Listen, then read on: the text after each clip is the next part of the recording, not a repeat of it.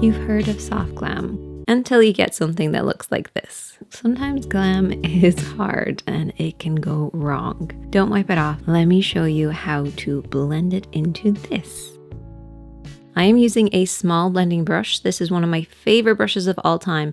It's like if a pencil brush and a blending fluffy brush had a baby, you would get this. It's somewhere in between. We're going to hold it really far down on the handle, holding it with the index finger, the middle, and the thumb, almost like you're holding a pen, while the ring and the pinky are left out for balance. So taking your clean blending brush, you'll notice I haven't picked up any eyeshadow. We're actually just going to be working on what's already on the lid. We're using very light pressure, blending around the edges using very small circular swirling motions.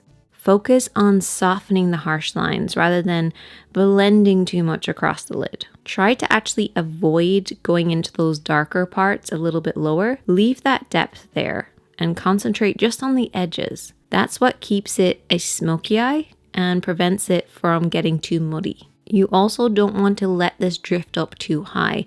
Keep a little area underneath the brows. And look, if you do end up bringing it up too far, it's fine because you can always add a little bit of concealer, bring it down, and then swirl over the edges again. Now take your time with this blend. Remember, we don't want to overblend, but we just want to soften any of those harsh, uneven lines. You want to keep the pressure light. Be sure that you are still free moving with your brush. Don't hold it too tight, it'll add too much pressure and you'll end up with that muddy finish. You almost want the brush to feel kind of floppy but controlled. Now do you see that inner corner? I left this till last because I don't like to overload this area, but we also can't neglect it. Now due to my eye shape, this doesn't really transfer in the same way, so I have to really concentrate on it.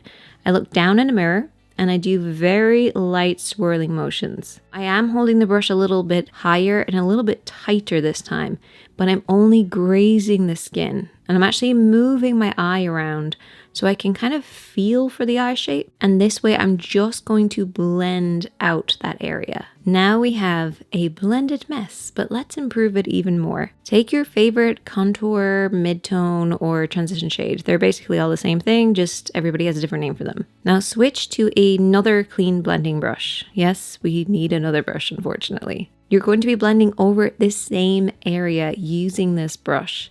And you will start to see when the colors overlap, they start to blur together. And this creates that soft, smoky gradient look.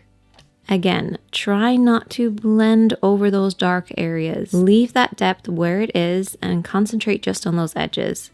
And this will keep that rich, smoky eye look and prevent it from looking muddy. And you should end up with something that looks like this. Once again, make sure you have that space under your brows. This will just make sure that we haven't blended up too far. So leaving that gap there actually adds a little bit more balance for the eye shape. Once everything is blended, you can pick any shade that you want from this point. If you're not sure what combo to choose, definitely let me know and I will help you out. And if you'd like me to create a look inspired by you or your pet, do let me know. And as always, my friends, be kind to yourself, be kind to others, and I'll see you in the next one.